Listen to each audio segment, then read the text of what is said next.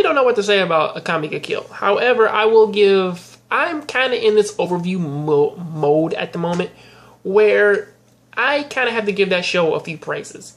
I will talk about episode 22 in a second, but this show, for its first few episodes, I will give it the best praise on the planet because it actually makes death relevant in its show, or at least it uses death of its characters in a very positive way to actually keep you on edge to see who will live and who will die. Because at any moment, you assume that necessarily Tatsumi, he will live throughout this entire series, same as Akame.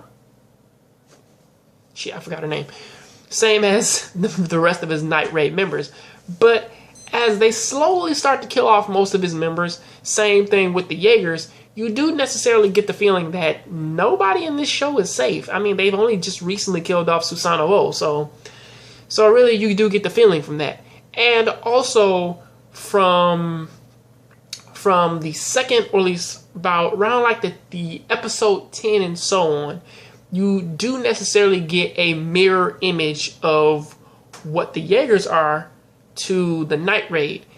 And it's essentially the same type of faction.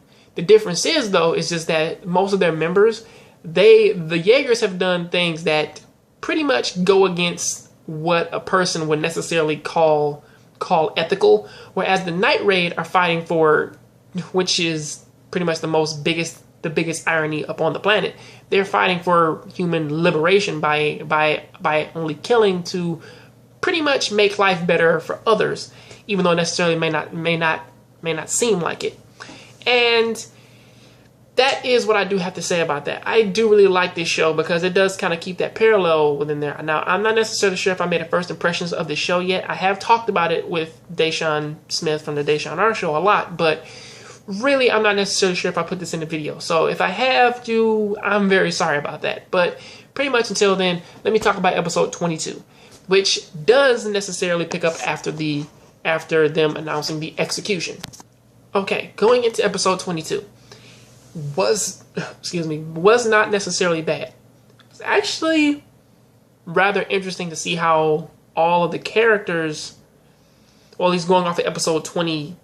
I'm sorry, I'm getting mixed up. I saw both 21 and 22. Going off what happened at the last episode of 21, they finally bring out the death duel between Kurome and Akame, and it's not necessarily a very fun thing to kind of sit there and watch two sisters. However, it is actually rather nice to actually pretty much see it's actually rather nice to actually get flashbacks upon a character. Now, I know that earlier on, or at least you can find a video of me saying that Bleach is necessarily infamous for their flashbacks, which is something that a lot of people that they really didn't like. I was one of the few people who did like the flashbacks in Bleach. Now, I didn't like how they implemented them and how they would get halfway into an episode, or at least they'd be on something and then they have a flash break to something fucking else. However, in this show, I do actually like the flashbacks, which is something that I do pull from Bleach, because the flashbacks in this episode, they do necessarily outline why Akame and Kurome, why they were pretty much, why they broke out, how they were trained as assassins, and that they were a really good ass team, and they do necessarily show that when they do kill off a danger beast. Also, this episode, it does kind of paint out something about Yatagarasu, which is Kurome's sword, the one that does house the spirits of the people who that she has killed. And with that, it shows that it does feed off of her life force, and the sword is eventually killing her, because you know I don't really know why, but once their weapon breaks, the user dies. Or if they do have a good ass weapon, it kind of feeds off their life force until they die, unless they break. Now I do have a theory about why this didn't happen to Jinda, because I assume that arm she has is actually an Imperial arm as well. Because usually when a user loses their arm, or at least their Imperial arm, they usually die. So that's kind of how this show works. Excuse me, but going into that though, this episode really wasn't. It was mostly just a death duel. That's cutting to the chase. That was the entirety of this episode. Just a death duel. And the most interesting parts, or the most informative parts, came from hearing about their past and how close the sisters were, which was actually a cool thing.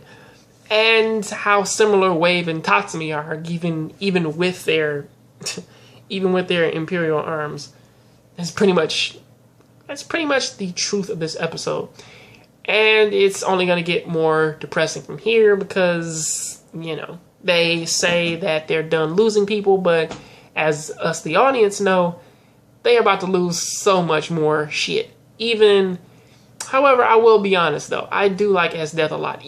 However, it really does bother me that they don't understand that this woman who supposedly is into BDSM, which really you don't necessarily see, or you only seen like one evidence, or at least like you've only seen one piece of evidence of that. She doesn't necessarily do that. However, she's a killer because of how she was raised in the fucking wild. So I'm like, part of that you fuckers not understand. She's basically a fucking cave woman at this point. So that's pretty much what I gotta say about that. What do you guys think about it? Please leave me down there in a positive or a negative comment down there in the comment section. I'll catch you guys on the next John Grave Show. So please keep watching anime, keep playing video games.